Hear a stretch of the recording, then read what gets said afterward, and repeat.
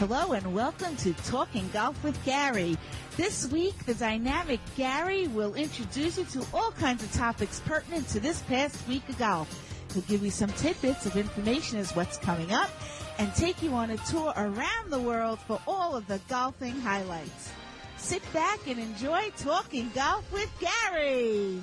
And hello and welcome to another edition of Talking Golf with Gary. Hope everybody had a good week out there. Getting chilly here in the Northeast, so you can't really get out and play.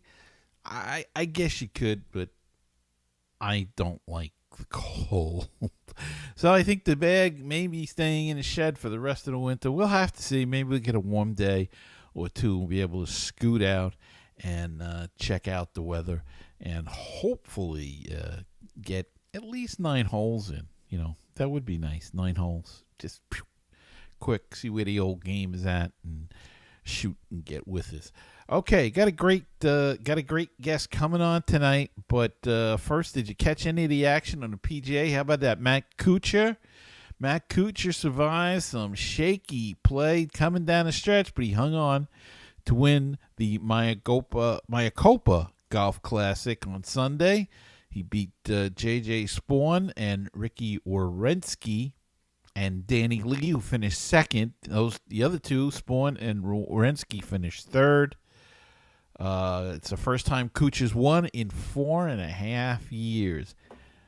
So congratulations to Matt Kuchar with the win. He earned a spot in some prestigious tournaments, first on the calendar being the Century Tournament of Champions in January. So that's good for him. Another old favorite name on the Champions Tour, Vijay Singh, rallied from 6 shots behind Sunday with his career best round on the PGA Tour Champions, a 10 under 61 that gave him a 4-shot victory in the Charles Schwab Cup Championship. And it gave Bernhard Langer, the 61-year-old wonder kid, the season title and a $1 million annuity. Langer won a Charles Schwab Cup for the 5th time and 4th time in the last 5 years. Scotty McCarron was in position to capture both the Cup, and but he had to win the tournament, and he faltered.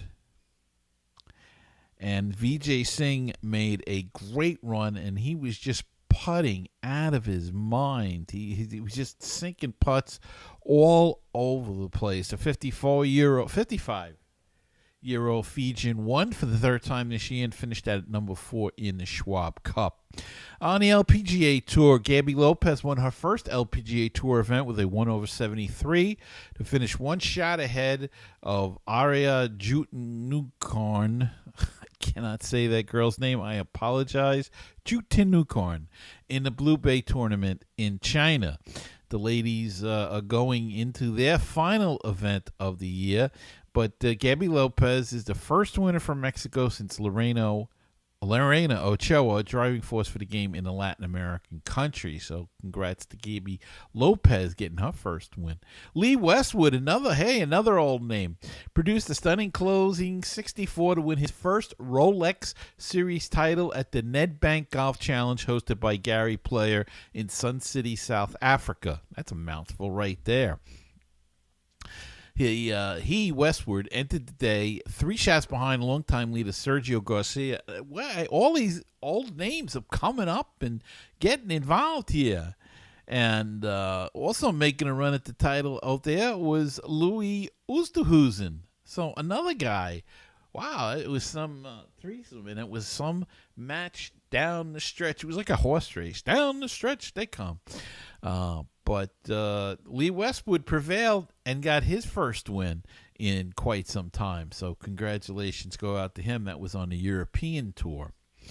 All right, we're trying something new tonight. We are doing some video. You will be able to see the video at YouTube. Just type in Talking Golf with Gary. It should come right up there. It'll be episode number. I don't even know what episode number we're doing here, but it'll be there. And I want you to go check that out. And please subscribe. Become a subscriber on YouTube because you will help us grow the channel. Not only the YouTube channel will grow, but our show in general will grow. We want to really try to grow this show and get people interested in it. And got a great interview coming up. So stay tuned for the interview, and remember to go check out the YouTube channel, Talking Golf with Gary. And I will be back right after this massage. Baseball and BBQ, your place for interesting baseball talk, opinions, and history. Baseball and BBQ, your place for barbecue recipes, tips, and interviews from the world of barbecue. If you like baseball and if you like barbecue, then tune in to Baseball and BBQ. Find us on iTunes, Stitcher, Google Play, and BaseballTalkRadio.com. Okay, and it's still me.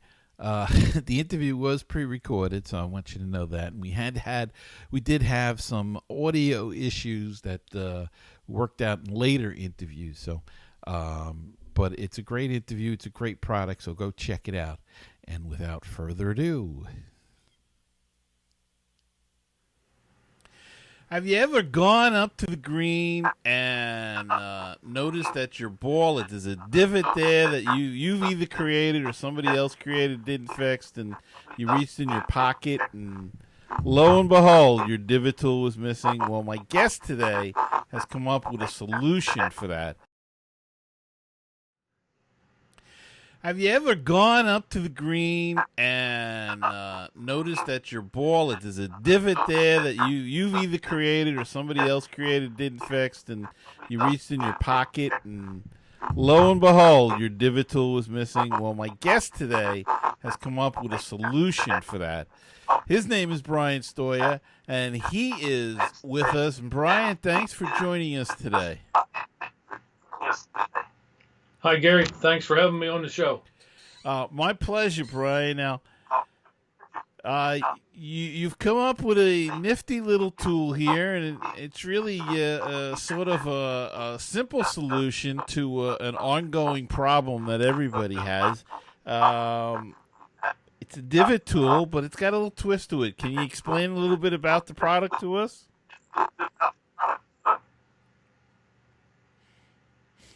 Well, yeah. Myself, I've only been golfing about 8 years, and I always had a problem of remembering the divot tool, and it'd be in my bag for 4 or 5 holes, and I come up with an idea, why couldn't you attach this to a putter? So I messed around with one having kind of an engineering machining background, and I found a way to get one onto a putter, and from there, I went to someone to manufacture it, and to this day, I'm actually in full production now. It only weighs about an ounce. You snap it on at the bottom of the club, slide it up to the grip. It's not in your line of sight. With it only weighing an ounce, it's not going to affect the balance of putter, especially mounted clear way up to grip. And I actually have putter I've been using for a while. I don't know whether you can see it or not, but it's not. There's not much to it, but it does take care of your divots real easy. You just basically slide it down to the bottom, pull it off at the bottom. When you're done with it, you put it back on and slide it up. It takes very little to hold it in place, and I'll never be without one myself. It's just you always have what you need when you get to the green. If you've got your putter, you've got everything you need. I don't know about you, but I've ruined a lot of hats by having stuff clipped to your hat, whether it's just a ball marker. As soon as you get a little moisture on that hat, that $30 hat's junk because it rusts on there. And tees will poke a hole in your pocket, I'm sure, at times, but they're so lightweight. Whereas, divot tool can be anywhere from an ounce. I've seen some of them weigh up to 3 ounces. And being metal and stuff in your pocket, I know I've lost a lot of pockets because of a divot tool in my pocket. And I just yeah, I come up with the idea. First time I put it on my putter, the prototype. I went to a local course. I golf out all the time, and I had three people ask me what it was and where did I get it. So I took it off my putter until I checked into it. And after researching the internet for 3 or 4 months, I couldn't find anything like it. So I started a process of going through an invention company to get it patented. And even though I'm not working with them anymore, I'm still after the full patent. I am patent pending, Right. and we're still trying to get a full patent on it. Well, it seems like such a simple idea, and yet nobody's ever come up with it before, and it just seems like a no-brainer. And as you say, you get those rust spots on your hat, or I'm always losing the ball markers. I mean, I had a hat with the magnet built into it, and boy, you go into the woods or something, you hit a branch, and you go up to the green, then, and you look in, and there's no ball markers. This saves all of that problems. Yeah, yeah. I've lost many of them off my hat. They just I'm like you said, you get in the woods or around some pine trees, and you don't think about it when you're in there, but then you reach up for it when you get to the green, and it's not there. Yeah. Uh, Yeah. Now, did you have to change? have- Did you change any Go of ahead. the design at all on the divot tool itself? Actually, the whole design of the divot tool is a combination of my supplier is out of Georgia, Uh-huh. and he has various divot tools of his own. Uh, I sent him a rough design of how I wanted it to look, and he did some drafting of his own on it, and give me some choices to go with. And I actually adopted the legs off of one of his divot tools, but this is actually two separate molds that he actually made for me. One for the metal divot tool itself. It's just not a divot tool off of the shelf that I Right. uh, bought a bunch of them and molded. They literally make the metal part first, and then they inject the plastic around it to create the clip and surround. So it's a combination of my design and his, but it's basically just a flat divot tool with the molded plastic clip wrapped around it to snap onto your putter. So now you came up with this idea. So take us through the process. Is it a long process? It's a. I just interviewed another manufacturer, which is going to come up in a couple of weeks, and it seemed like he had a long process. How is your process with getting this all together and getting it to market? Well, from the inception, I mean, I built the prototype in a week or less. Once I found the stuff and got it, I just glued a clip onto the one I bought from the sporting goods store.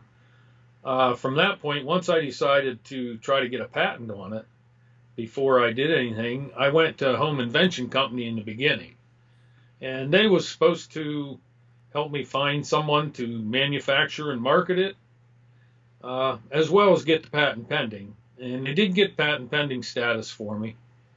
But after that took about, I'm going to say 2 months for them to get patent pending status for me. Once that was acquired, they started searching for somebody to manufacture or market it. And after about 4 months, they weren't finding anybody interested in doing it. Now, why, I don't know. Part of that could be the mold fees. The mold fee for the plastic was pretty expensive. Mm-hmm. And I don't know whether just nobody wanted to take that chance or not. So that's when, after 4 months with them not finding anybody, I decided to start looking to see if it was possible for me to even find somebody to manufacture them. And I run across this company in Georgia that manufactures them. He said he could make anything I wanted. So Uh, Between the 4 month time I contacted him, designs took probably a month or a month and a half to get everything just the way I wanted it.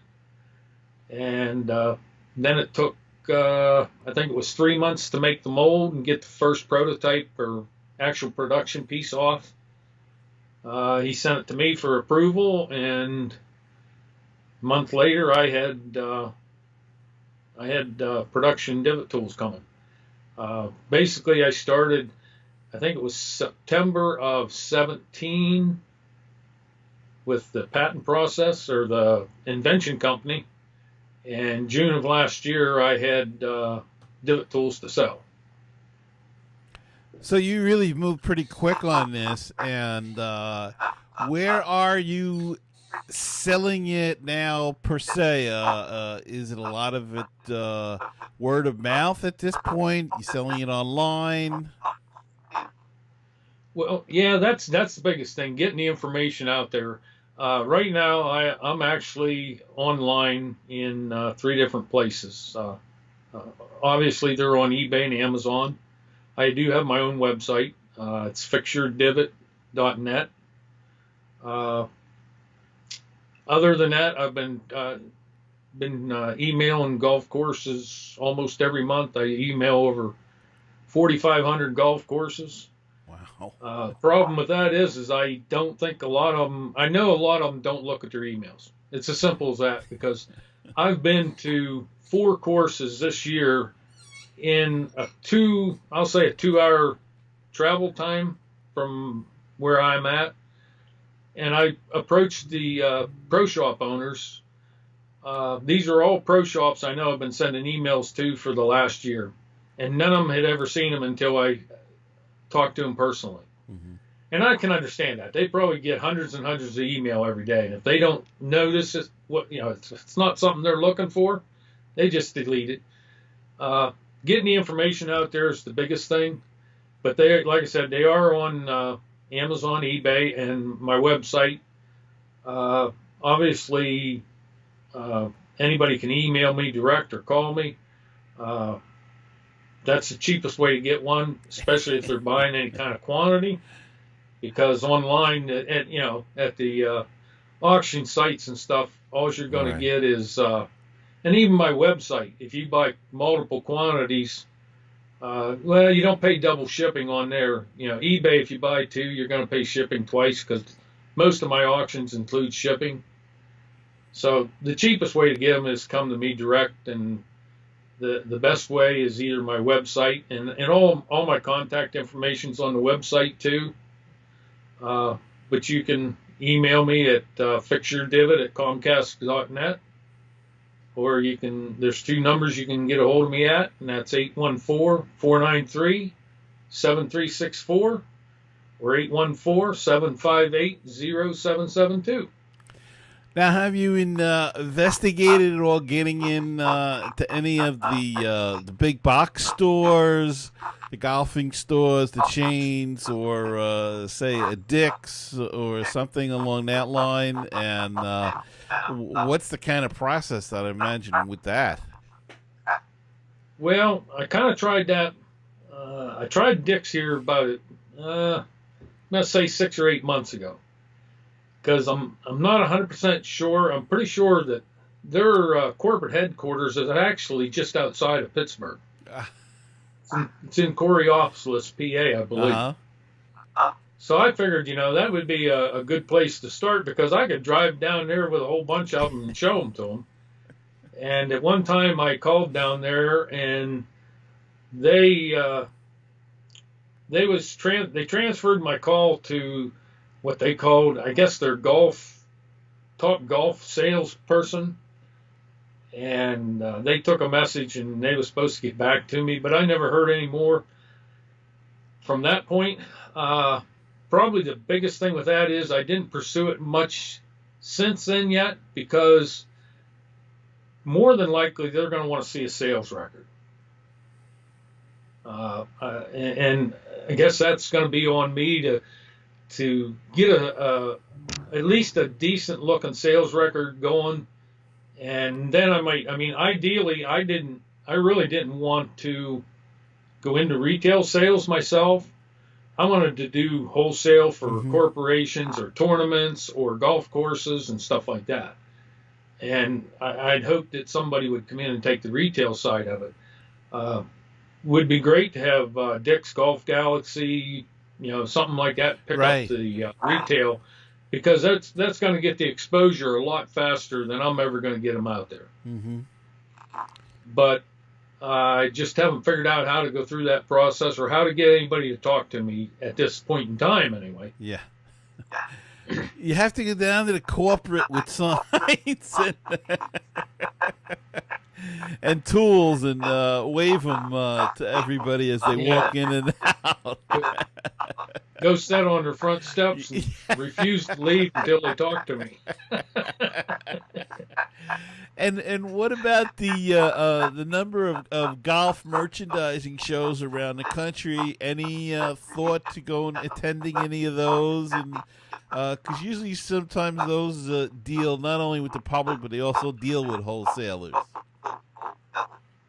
Yeah, there's a few of them close to here. I know there's one in Pittsburgh, and I think there's one in Cleveland. Probably going to look into seeing if I can get into some of them. I mean, I'd love to go set up in places like Orlando and stuff, but that's way above what I can afford to do. Yeah. My supplier said he set up down there. He set up there a few times, and according to him, a little 8x10 spot down there for 3 days is like $8,000. Yeah. I don't. I mean, I'm basically doing this off of my retirement. Right. So I can't afford to put out a lot of money to go to a show, even though it would probably be beneficial if I could find the right show. But that's the whole key: finding the right show and getting it out there. That would be a plus. Yeah, at a reasonable price. You need a show, and that's the thing. People don't realize when you start, small. It's not. It's easy to say go to the PGA show in Orlando, but as you say, it's very expensive for a booth. Then you've got meals, you've got you got to stay somewhere for the week, and it all adds up. And if you're on a tight budget, it's not an easy thing to do. No, to go to Orlando for the week and set up down there, you're probably, with the show fees and hotels, you're probably talking close to $8,000, $10,000, and these divot tools are a little more expensive than your normal divot tools because there's more to the process, more to just the cost of making one. But to cover $10,000, that's a lot of divot tools, even at my price. Now, with all the different sizes on the putter shafts, how does it work on the different sizes? Well, yeah, that's a good question, because the putter shafts vary, and I don't know why, but there is a lot of variation in the diameter of the putter shafts. And actually, before I went to production on them, my supplier actually asked me that. What are you going to do about it? So I went out to the local sporting goods store, and I went through about 40 of their putters. And the most common size is it's a little over a half an inch. It's like 515, 520 in diameter. Some of them are only 500. Some of them go to 540. I basically went for the middle. I went for the most common, which is the 520. Okay. So if you have a shaft that's 515 or 520, these will slide right up to the grip, and it takes very little to hold them in place. 5 thousandths contact surface will hold them in place. Now the ones that are 540, say in diameter, it's gonna still go up close to the grip. It might stay about 3 to 4 inches away from the grip. But the bottom line is if you're watching your ball when you're putting, you should never see that on your putter. It's just, like I said, if you're watching your ball, you're not going to see. And actually, I've actually got one here that probably, I don't think it slides quite up to the grip. Let me see if I can give you. Yeah, now see, that one's probably a 530 shaft. Mm-hmm. It's probably 2 or 3 inches away. But the other thing is you can always turn that right straight to the back so that all you see is that. Right. And you're not going to right. see the divot tool will be on the back side of the putter, and all you'll see is that clip portion there. Now you can force that up a little further. It's not going to affect the divot tool, but you don't need to. And like I said, even if it's 4 inches down, you can turn it to the side, turn it to the back, but even turn to the front, you really shouldn't see it there. It's a very low profile. The one that I had, I actually have one of the fatter grips on this one here. It's the 2.0 grip on this Odyssey putter, Mm-hmm. and the divot tool is actually even with the top of the putter grip. So anything 3.0 or the real fat grips, it's actually going to be below the grip. Mm-hmm. Now your standard grips, it's going to stick up a little bit, but like I said, if you're watching your ball when you're putting, you shouldn't see it. And then like the 500 shafts, the one that are too small, that's a simple solution. All you need is a little bit of waterproof tape, a black electrical tape, or any kind of waterproof tape. 1-2 wraps at most of electrical tape on there, and it will create a surface big enough, and it will stay right there. It will grab the tape, and it will stay right there. And as you said earlier, you have a ball mark magnet right there, right on it, and you do sell a number of stock designs on it, and you also customize. Tell us a little bit about that. Well, yeah, the divot tools themselves, they just pop out at the bottom, and this guy that's manufacturing has one of the strongest magnets I've ever seen in a divot tool. That's actually hanging out of the divot tool halfway. It's only touching on the magnet by the very edge of the ball marker, and that doesn't come off. he puts really strong magnets in them, but the ball marker does come off. It's real easy to get off and back on. And you probably can't see this real well, but that is actually one of the custom ones that I've done for a local course called Lucky Hills. We put their golf course on the front.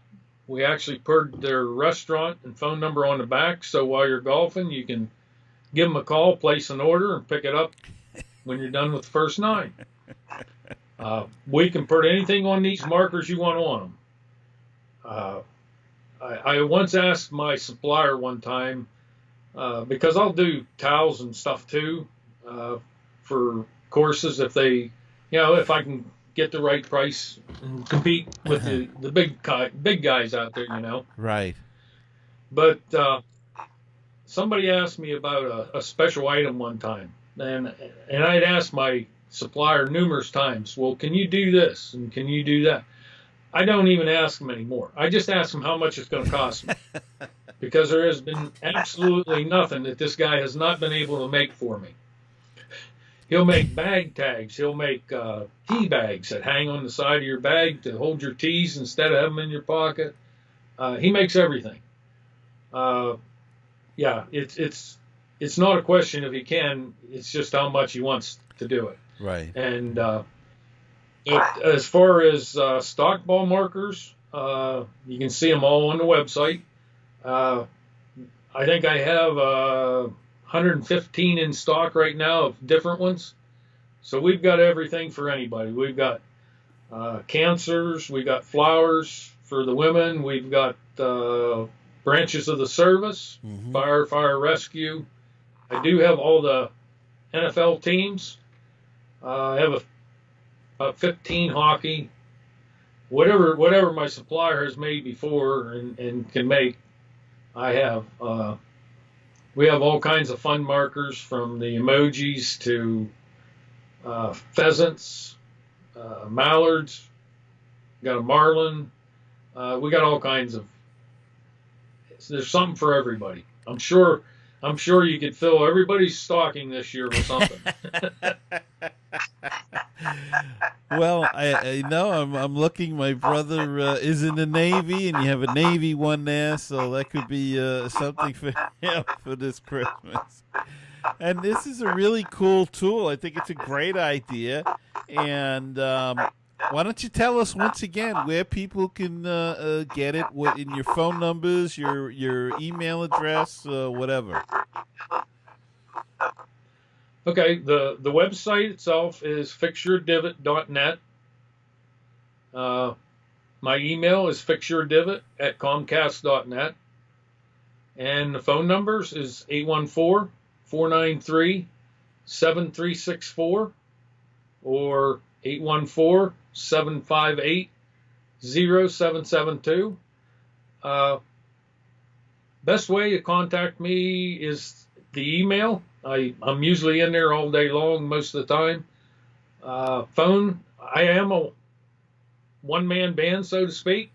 So if you call me and you need something or want a quote, just make sure you leave a message. I'll get back to you, hopefully within 24 hours. Well, that's really cool, and it's so nice that it's made in the U.S. and fairly local here in the Northeast. Though our golf season is running out quickly. We were talking a little bit about that, but at least you got to shoot your 82 before the season was over. Yeah, that was fun. Although I do realize how mental these guys out in the Pro Tour can feel after a round of golf, because I didn't realize it at the time, but that night, that was the first sub 80 I've ever shot here a couple weeks ago. And like I said, I've only been doing it about 9 years. But that night, I really had no energy. It just drained me. I mean, I was enjoying myself. Everything was working. But at the end of the day, I didn't have nothing left. I don't know how they do it week after week. And daily, you know. Well, I guess when you're getting that kind of money that they're getting, it makes it easier. Well, yeah, you can afford to have somebody work you over in the evening and get all your body revitalized and stuff like that, I guess, when you're making that kind of money. But Well, Brian, I want to thank you so much for coming on the show and taking the time out of your busy schedule to come on today. And I want to wish you all the luck with the Fix Your Divot golf accessories and the tool itself. All right, Gary, thanks again for having me on the show. Anytime. And we'll be back right after this.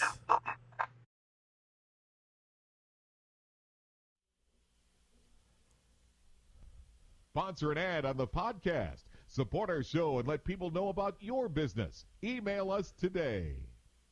Now it's time to do the calendar.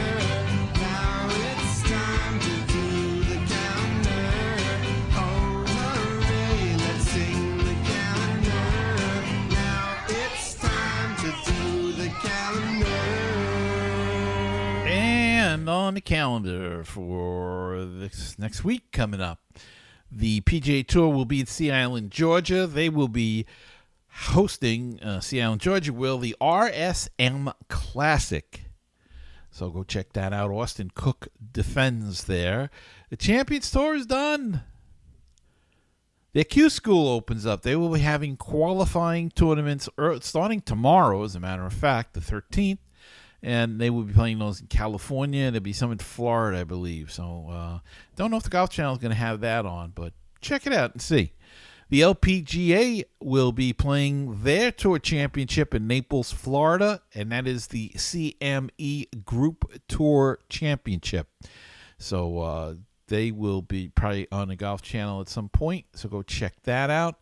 And the European Tour will be wrapping up in Dubai as they play their Tour Championship, the DP World Tour Championship from Dubai in the United Arab Emirates, and John Rahm is the defending champion in that one. So go check those out, if you will, and we'll have the results and the recaps for all of that all of next week.